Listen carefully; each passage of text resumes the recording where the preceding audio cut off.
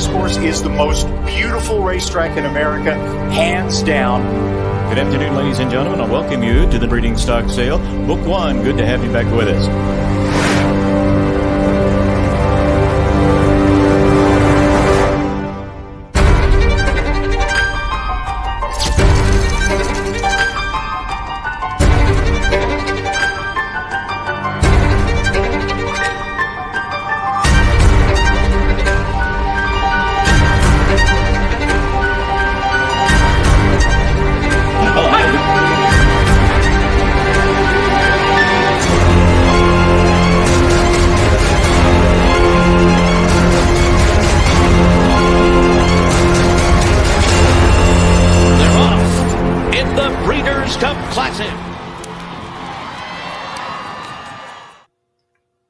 Hey, pleasant Tuesday, everybody. Jeremy Plonk from Horse Player Now with a Keeneland look ahead. It's Tuesday. We're looking ahead to the Wednesday card as closing week kicks off with a 4-day racing week.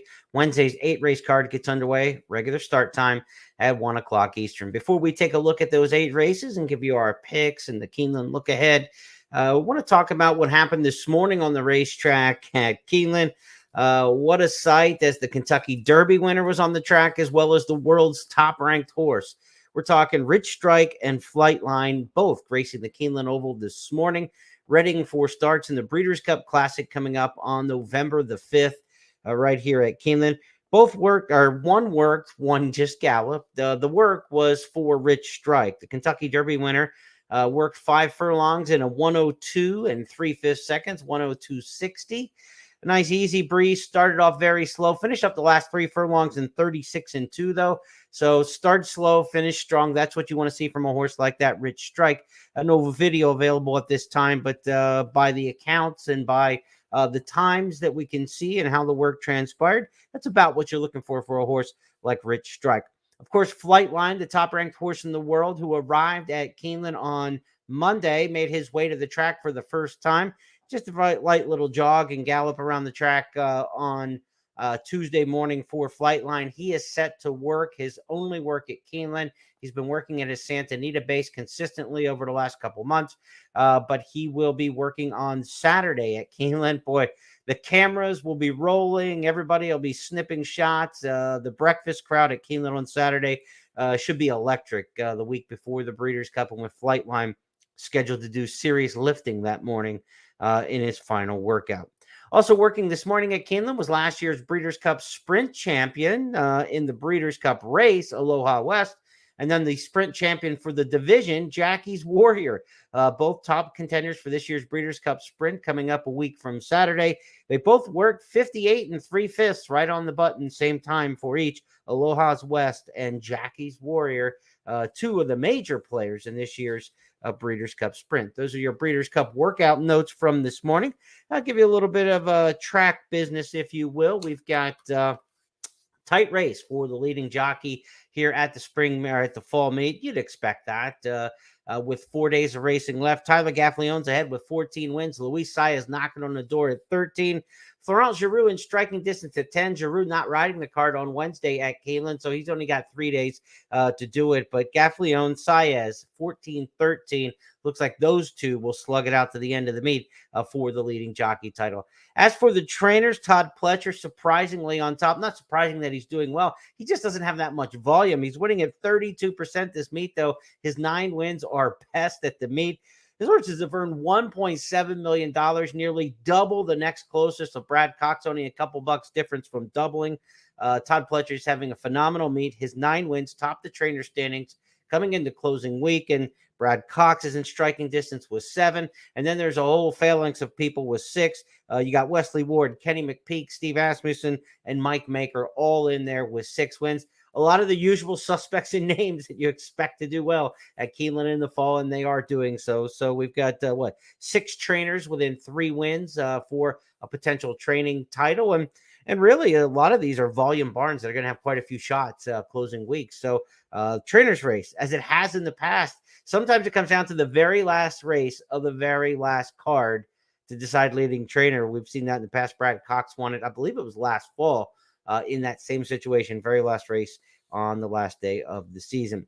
Stakes action still to come this meet. No stakes on the Wednesday and Thursday cards, but Friday we've got 2 stakes: the Myrtlewood for 2-year-old fillies sprinting, and then the Grade 3 Valley View for the 3-year-old fillies on the turf. Kind of a postscript to the Grade 1 Queen Elizabeth II Challenge Cup earlier in the meet. You get the Valley View at the end of the season here on Friday, and then on Saturday a stakes trio on closing day. Remember, closing day will be Saturday.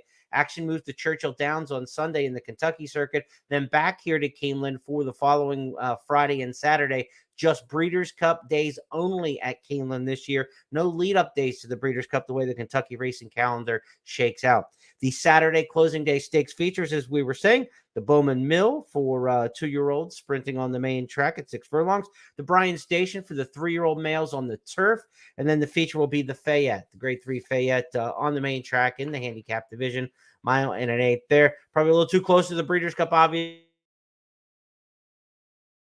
You're not coming back in a week. Fayette might be showing up in the Clark handicap at Churchill over Thanksgiving weekend, something like that. Obviously would make a lot of sense. On the personal handicapping front, week 2 was phenomenal. Week 3 was just, a little less than what we wanted to see. It wasn't terrible, but it wasn't what we wanted. Still for the meet, though, we're clicking at 30% winners on top, 124 races. 37 of our top picks have won. That's 30%. And the ROI is still positively strong. We're up $40.18, plus $40.18 if you bet $2 win on every one of our top picks throughout the meet. We had a winning meet in the spring, clicking for over $100 in profit. We're not going to get to the $100 mark again, but I think we're going to have a really strong finish here. Closing week with these 4 days, and we're going to stay on top with a positive ROI, which is not easy to do. Handicapping up a couple days in advance and not being able to adjust the prices and conditions. But the public handicapping choices have done well for us. And you can get all of those at Keeneland.com in the handicapper selectors box, which I'm going to reference here in just a moment to show you the picks for not only me, but my 4 cohorts and teammates in the handicapper selectors box, give you a thought of a look at what they think on this Wednesday card. All right, let's get handicapping. We're 7 minutes in. It's time to start picking out these 8 races on the Wednesday card. Pick 6 carryover, folks. We got a carryover pick 6 starting in race number 3. $30,468 in the $1 pick 6 carryover. As we mentioned, you really want to focus in on these carryovers. They're a positive for horse players. It puts the money in your advantage. There's dead money in the pool, and you get a chance to win that. No matter what you hit in the pick 6, it's going to pay more than it would have without that carryover. So certainly want to look at the carryover pick 6 beginning in race number 3. Races 4 and 5 are swing races in the pick 5s and in the pick 4s on an 8-race configuration, because the early pick 5 starts in race number 1. It'll go 1 through 5. So race number 5 is part of that early pick 5, and it will also be part of the late pick 5. Same goes with race number 4. It starts the late pick 5, and of course it would be part of the early pick 5, and both are in the pick 4s, races 2 through 5, and then also races 4 through 8. So a lot of action on races 4 and 5. The way these cards set up, you definitely want to put some emphasis in handicapping those 2 races to see how you may want to attack the program. 2 turf races on the card today, so there'll be no Keeneland Turf Pick 3. Races 5 and 7 are your turf races on the program. Chance of some rain, it's 20-25%. We haven't had a lot in the forecast for rain, of course, for this meet, but keep an eye on the conditions for the Wednesday card. And as I tell you about my key plays, we've got a barn that we think has woken up in the last few days and offering a decent price in race number 2 to get us started. Then a couple horses within that pick 6 sequence. Again, the carryover pick 6 at $30,000. There's a good profile fit, and I think the odds will be appealing in race number 5. That's one of the swing races. It's part of the pick 6. A lot cooking in race number 5. It's nice when we've got a profile fit in there, a horse who really fits what has been winning. And when I say a profile fit, I mean a horse that's been winning, a profile that's been winning races at that particular distance, class, etc., and a new horse coming along that could just fit right into that profile. And then there's a pedigree play, of course, a little more mischief to be had. Of course, Siren the Mischief having quite a meet and a career here at Keeneland. So more mischief to be had in race number 6 as one of our key plays. We talked about the handicapper selectors box where you can get all of my top picks for the meet. I'm down the middle, but flanked to my left is Scott Hazelton and Tom Leach. And to the right, Gabby Gaudet and Kim Nelson, and all quality public handicappers doing a great job. And certainly I like to look at their picks as well as mine to see where the public may go if we're all agreeing on the same kind of horses. Do we have races where we're all kind of looking at different kind of horses and different players? That's also something I want to consider when I look at the handicapper selectors box. Across race number 1, there's pretty uniform agreement in here that it's Passion for Treasure. Heavy morning line favorite in here, Nick Tamaro's morning line. He's got the 6 at 6-5 coming off a big win last time. 7-time winner in this starter allowance, and a horse who does really well when getting to the front. The profile in these starter allowance races, we want some horses, that can be close to the pace. In starter allowance races in the fall, the average winner is only about 3/4 of a length off the lead. Nobody's closed more than 2 lengths in those races over the years in the starter allowance from the half-mile point in the race on. So you want to be forwardly placed in a starter allowance route here at Keeneland. Passion for Treasure should be that coming out of the sprint. The only knock is the barn hasn't won much this year. The barn has only won with Passion for Treasure. So this is an Ohio-based barn, Bart Barnes. And we're trying to win at Keeneland with a guy who's won 3 races all year long and taking a short price to do it. That's the only hedge on the horse, Passion for Treasure, but should be best in here. The Churchill horses have done very well in the starter allowance races at the meet. They've won 5 of the 8 offered so far coming into this week. Undecoded, the 4 is the only horse from Churchill in here. So that would be the other. And if this Bentley Combs trainee is sent to the front off the claim, pretty sharp connections here with the owner's 10 Strike Racing. They're shrewd handicappers. And so they claimed this horse and put him in a starter allowance. That's a pretty good move. Undecoded is the other horse to use in here. I think it's a 2-deep situation. I think the 6 is the best horse, but I'm not willing to take a short price on a trainer, 3 for $39 on the year. So Undecoded, the other one to use in here. I'll use the 6 and the 4 to try to get by in race number 1. So let's go with those 2 in the first. Second race on the card starts the early pick 4. Of course, that pick 5 starting in race number 1. But the early pick 4 starts in race number 2 with a maiden claimer going 6 furlongs. These are 2-year-old fillies. And I think a barn's going to wake up or continue to wake up. We talked about, Brendan Walsh lost, I believe, the first 26 races of the meet. He's got so many well-bred Godolphin homebreds and good turf horses. You just don't expect that stock of runners to go that long without a victory. They did struggle through the weekend. Then Walsh picked off his first win. Then he added his second win. He got 2 wins, and he got momentum into this week.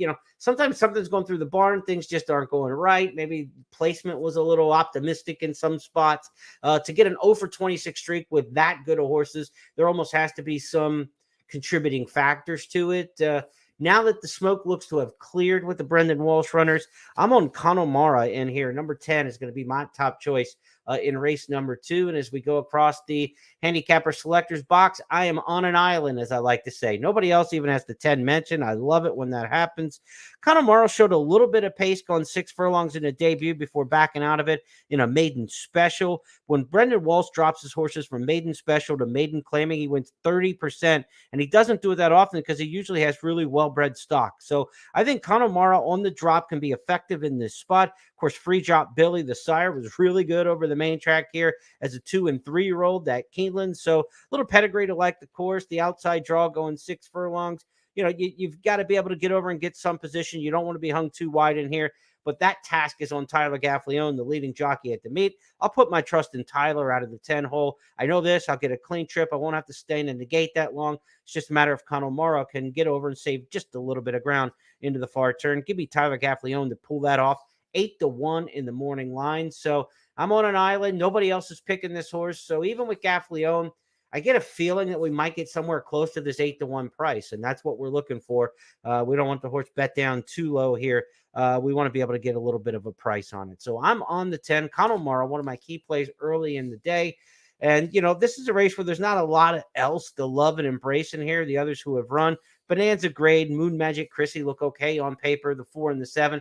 And as you look across, that's the top pick for many of my cohorts here. Mean Sue, a first-time starter, top pick for Kim Nelson. First-time starters, struggle a bit or have this particular meet, I should say.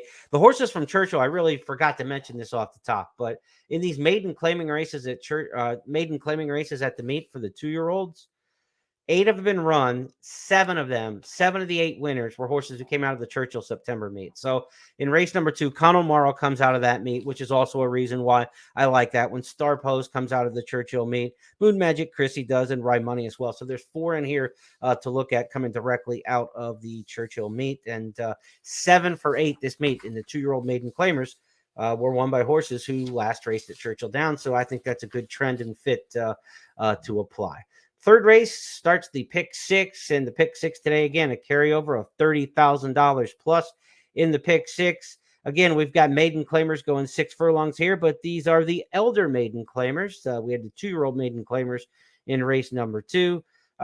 This is one where we haven't had a first-time starter win an elder maiden claimer at the meet so far, and 6 of the 10 winners were horses dropping out of the maiden special weight ranks with an average winner at 6-1. So you can get a little bit of a price here if you want to shop around in race number 3.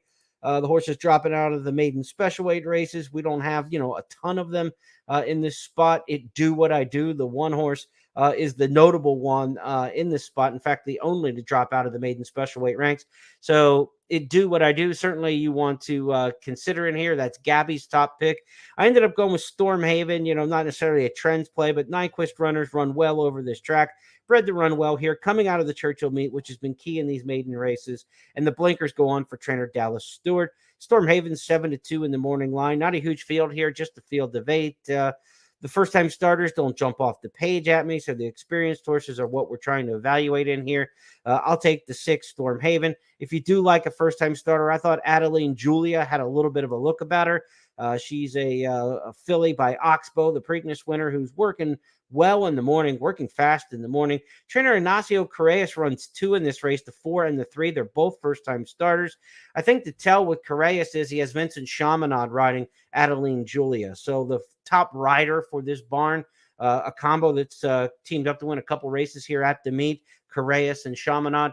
They team up with the 4 Adeline Julia. James Graham gets the call on the other horse for Correas in here. So if you're trying to decide which of the first-time starters the barn likes a little bit better in race number 3, it's probably the 4 Adeline Julia by the jockey riding assignment there. Let's go to the 4th race on the card. It's a swing race, if you will.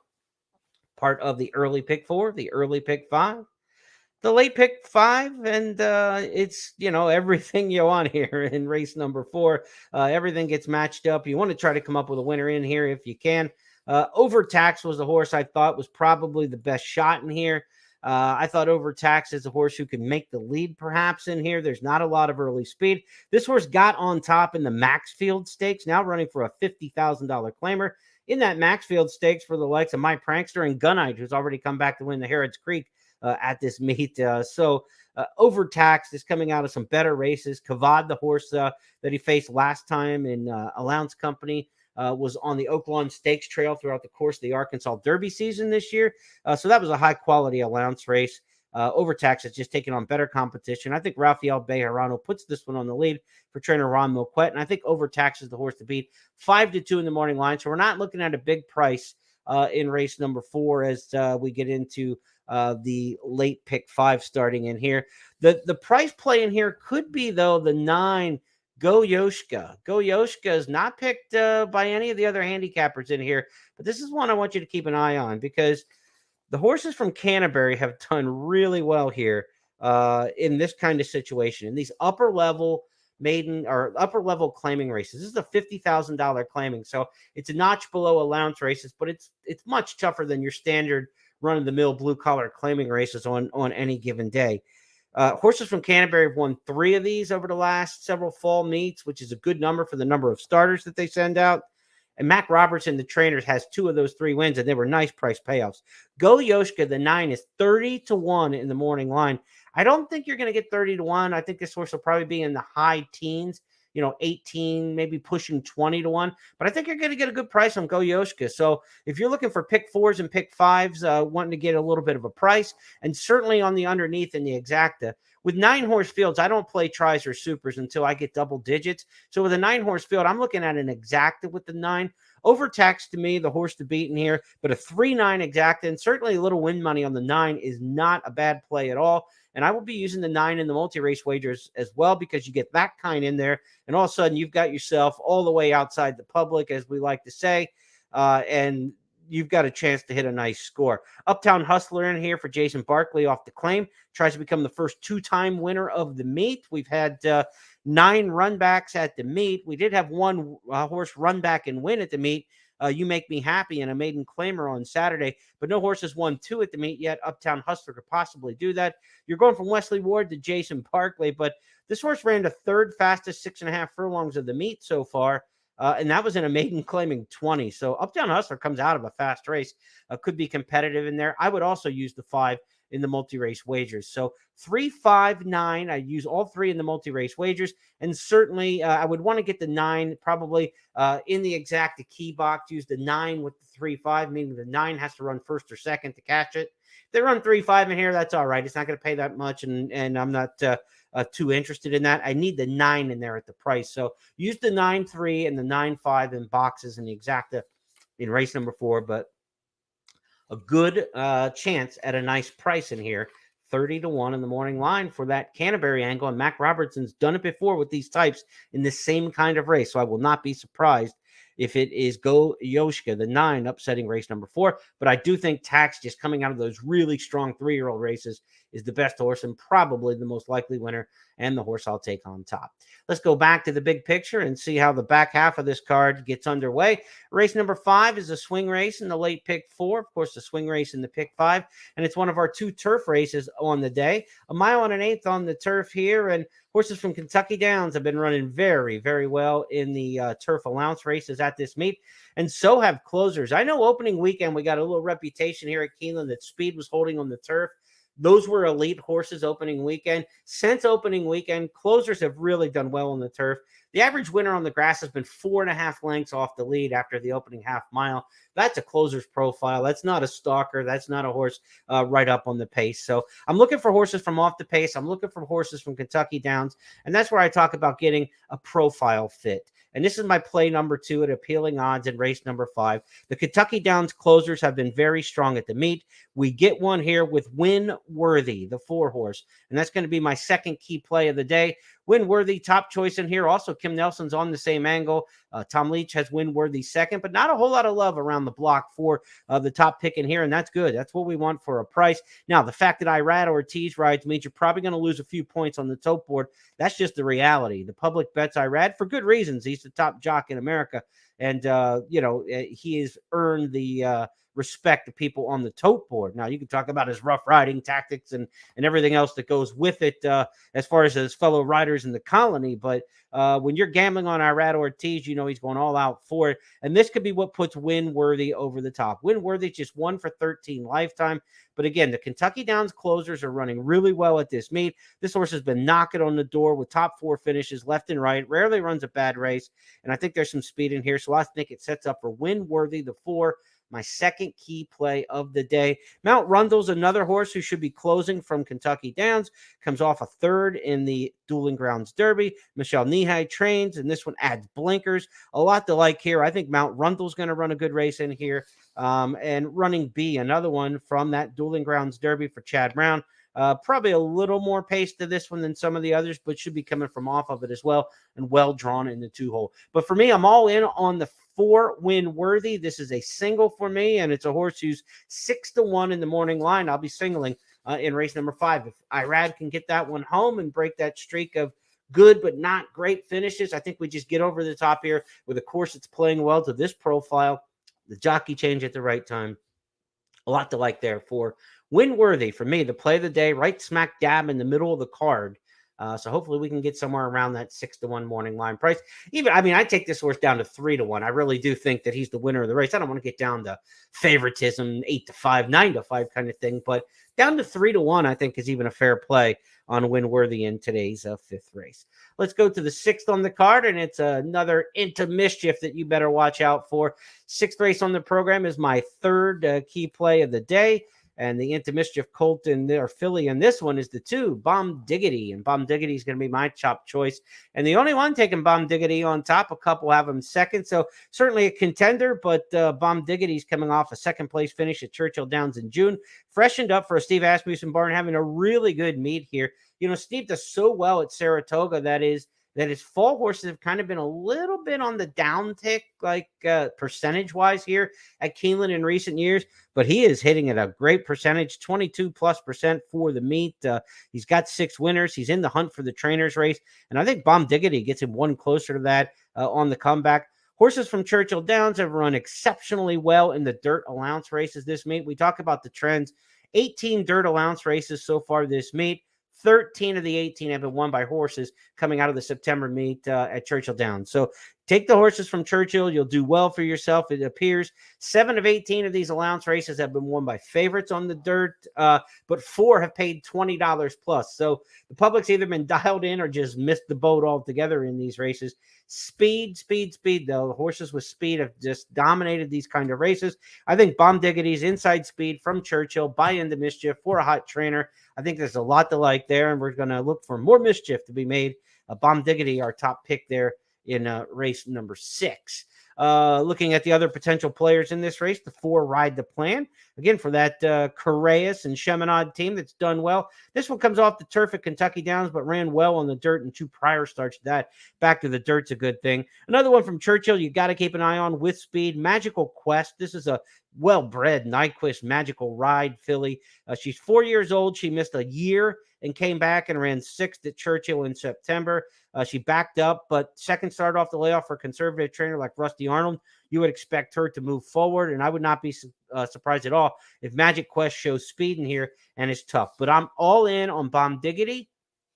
I think this, too, is one that we will single. Zano, the 6th race here, I'm on the 2. I really don't want to go any deeper than that, so we're singling right back to back. Winworthy, Bomb Diggity. If we can get those key plays in races 5 and 6, we're starting to feel pretty good about ourselves and the way the day shakes out. 7th race on the card is our second of 2 turf races. It's a split division of a 1.1 mile turf race that begins in race number 5. Split division means it's the exact same race. It was in the condition book, which is kind of like the trainer's menu of races to come. And they had so many entries in it, they decided to split it and run it as 2 races instead of having, 12 in the main body, 6 also eligibles, and a bunch of horses excluded from even being in the mix. They split this race up, and they have 2 nice full field allowance races now. 11 entered in race number 7. The split division, 1.1 mile allowance race, first level here, which means non-winners of a race other than maiden, claiming starter, etc. So basically, they have not won their first allowance race yet. The contenders in here. I thought Al's Rocket was a horse who was probably going to be picked by a lot of folks, and when the selector's box came out, I was right. Al's Rocket on top with a clean sweep. The only clean sweep on the card up to this point, but we're going to find out we're all in the same 2 horses of the last 2 races on the program. Al's Rocket top pick by all 5 handicappers, and I've got this one on top for trainer Todd Pletcher, teaming up with Irad Ortiz. Pletcher's had just a dynamite meet. This horse coming off a good effort last time out against Celestial City, a repeat winner at Aqueduct, and for Pletcher, this is a good spot. Coming to the 1.1 mile, they get a little extra distance with a horse who's got plenty of stamina. That Lemon Drop Kid on the bottom of the pedigree certainly gets the stamina for this 3-year-old gelding. So Al's Rocket, top pick by many. Giroux might be the horse to beat in here. I like the Kentucky Downs horses and the closers. Like I said, Kentucky Downs closers have been really good at this meet and have been the profile fit. That would mean Giroux in here. And so I'm not set to totally jump in and single Al's Rocket in here. I think a lot of people will. The selector's box indicates that's the case.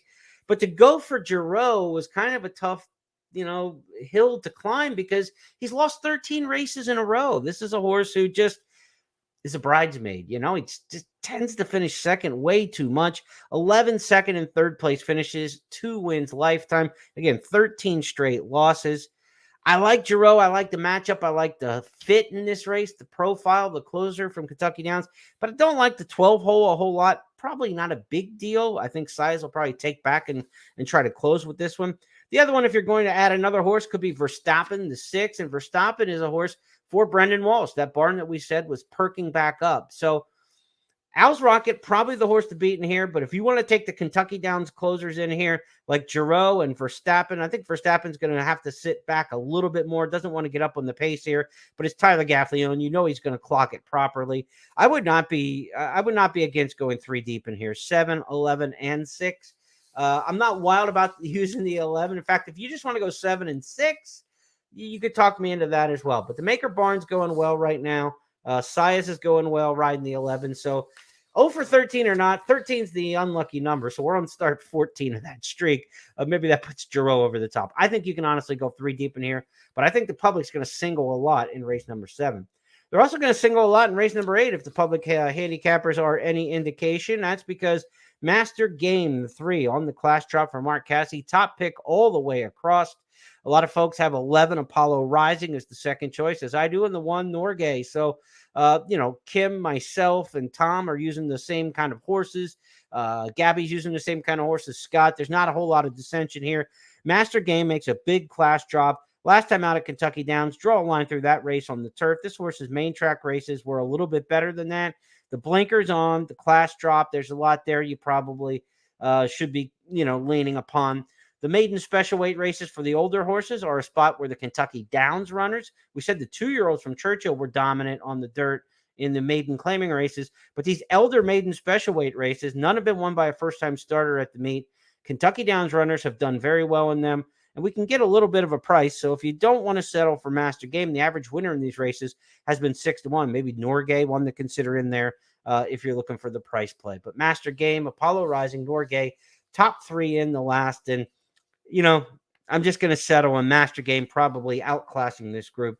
Trainer Mark Cassie's only got 1 win at the meet. It was a good one, right? He won with Wonder Wheel opening day in the Alcibiades, and he hasn't won since. So if you're going to take Mark Cassie at a short price in the last race with Master Game, buyer beware, right? I mean, that's why we're gambling. None of this stuff is set in stone or etched in stone. But sometimes you got to make tough choices. Do I want to take Giroux 0 for 13, a horse, Brendan Walsh, we tried to stay away from him for a couple of days. Now he's got it back going. Mark Cassie, again, he won the first, stakes race of the meet, the Alcibiades, or the first opening day feature. I think the Phoenix was actually run before the Alcibiades that day. But Cassie hasn't won since opening day. So it's, you got to make a decision at some point. At some point, you just got to kind of bite the bullet and go for it. That's going to wrap up our preview of the Wednesday card at Keeneland for October 26th. Once again, $30,000 in the Pick 6 carryover. Carryover Pick 6 begins in race number 3. 8-race program. First race, 1 o'clock. And Scott and Gabby will be along tomorrow morning, 11:30 a.m. Eastern for today at Keeneland to preview it all, to give you updated scratches, changes, and there is potential for some rain in the forecast. But Mother Nature, she's been our friend this meet. Hopefully she will be again. On behalf of Horse Player Now and everybody at Keeneland, I'm Jeremy Plonk. Have a great night, and let's have a big opening and closing week.